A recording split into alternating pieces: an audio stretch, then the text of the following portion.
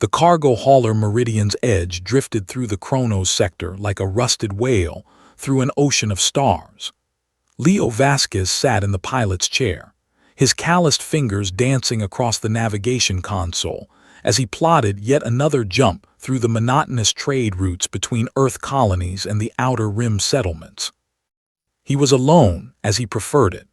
20 years of hauling deuterium cells, medical supplies, and occasionally questionable cargo had taught him that solitude was safer than trust.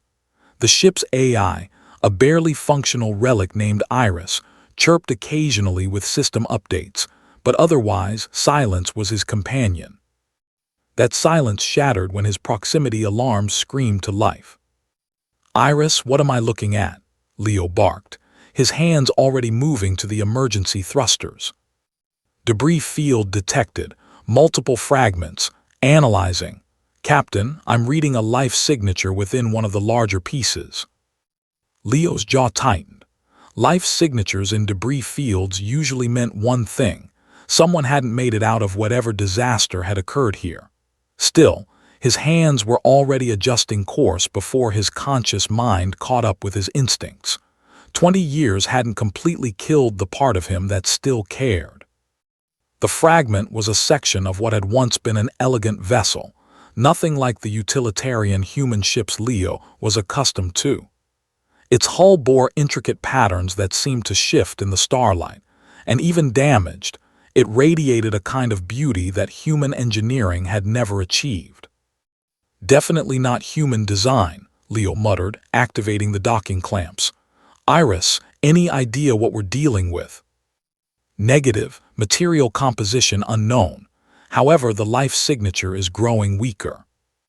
That settled it. Leo grabbed his EVA suit and moved toward the airlock. Inside the fragment, emergency lighting cast everything in an ethereal blue glow. Leo's magnetic boots clanked against the deck as he navigated through twisted corridors. The life signature led him to what appeared to be a stasis chamber, its transparent surface frosted over. Through the ice, he could see her. She was humanoid but distinctly not human. Her skin held an iridescent quality, shifting between shades of deep violet and silver.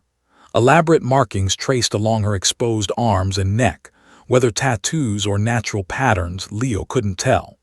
Her features were elegant, almost impossibly so, with high cheekbones and eyes that, even closed, seemed too large for a human face. "Well, Princess," Leo said to the unconscious figure, "let's get you out of there." The stasis chamber's controls were damaged, but not beyond his ability to hotwire. Years of keeping the Meridian's edge running on duct tape and prayers had made him resourceful. Within minutes, the chamber hissed open, releasing a cloud of cryo-vapor. She collapsed forward and Leo caught her, surprised by how light she was despite being nearly his height. Her skin was cold, far colder than it should be, and for a moment he feared he was too late. Then her eyes opened. They were prismatic, shifting colors like oil on water, and they locked onto his face with an intensity that made him take an involuntary step back. "You," she whispered in perfect, unaccented English that somehow resonated directly in his mind. "You came." Her name was Bella, and she was, in fact, a princess, the third daughter of the Celestarch of Vidian Prime, one of the most advanced civilizations in the known galaxy. Her ship had been attacked by raiders seeking to ransom her. The crew had fought valiantly, giving her time to reach the escape pod, but the pod systems had failed mid-launch. Leo learned all this over the next 3 days as Bella recovered in the Meridian's Edge's small medical bay. She was polite, dignified, and clearly unused to the Spartan conditions of a cargo hauler. Yet she never complained, watching everything with those prismatic eyes that seemed to see more than they should.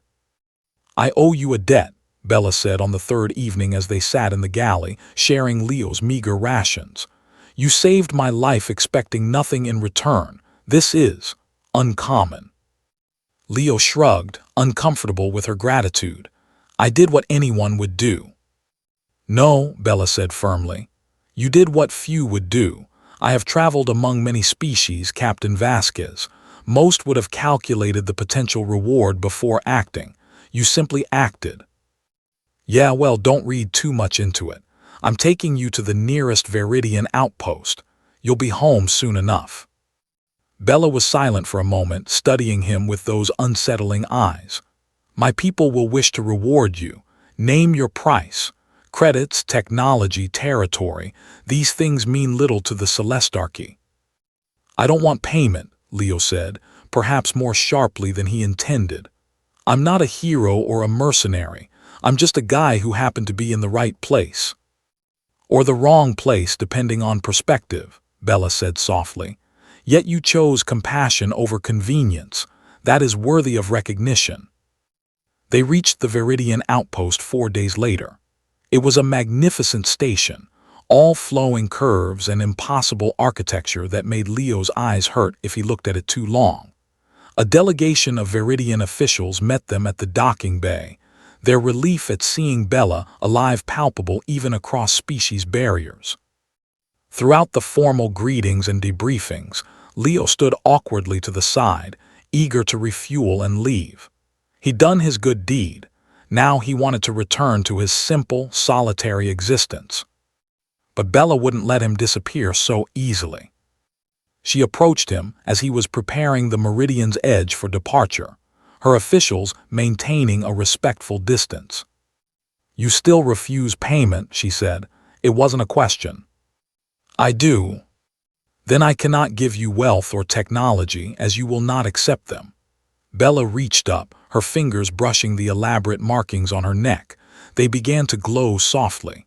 But there is something I can give if you will permit it, a gift that cannot be bought or sold. Before Leo could respond, Bella pressed her palm against his chest. Warmth flooded through him, not physical heat, but something deeper, something that touched parts of himself he'd forgotten existed.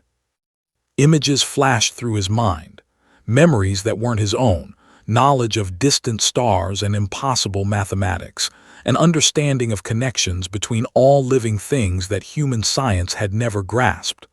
But more than knowledge, there was something else, a seed of potential, a doorway to capabilities he couldn't yet comprehend. When Bella withdrew her hand, Leo staggered, gasping. What did you do? I have given you the gift of resonance, Bella said gently. It will take time to manifest, but you will find that the universe speaks to you now if you listen. You will never be truly alone again, Leo Vasquez, even in the depths of space.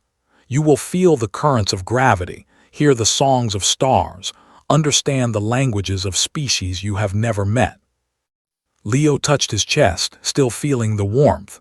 I told you I didn't want payment, Bella interrupted, smiling for the first time. This is not payment for a service rendered. This is a gift, freely given because I choose to give it. Just as you chose to save me, not because you had to, but because you could. She turned to leave, then paused. The resonance will also extend your life considerably. You have many years ahead of you, Captain. I suspect you will do much good with them. Months later, as Leo guided the Meridian's edge through a particularly tricky asteroid field, he felt it, the gentle push of gravitational currents, the whisper of stellar winds against his consciousness. He adjusted course not through calculation, but through feeling, navigating with an instinct he'd never possessed before. Iris chirped in surprise. Captain, how did you know that asteroid would shift trajectory? Leo smiled, touching his chest where Bella's hand had rested. Just a feeling, Iris, just a feeling. In the distance, a star pulsed, and for the first time in 20 years, Leo Vasquez didn't feel alone. The gift had been given, and the universe had opened its arms. He never asked for payment, but what Bella gave him was worth far more than any amount of credits could measure. And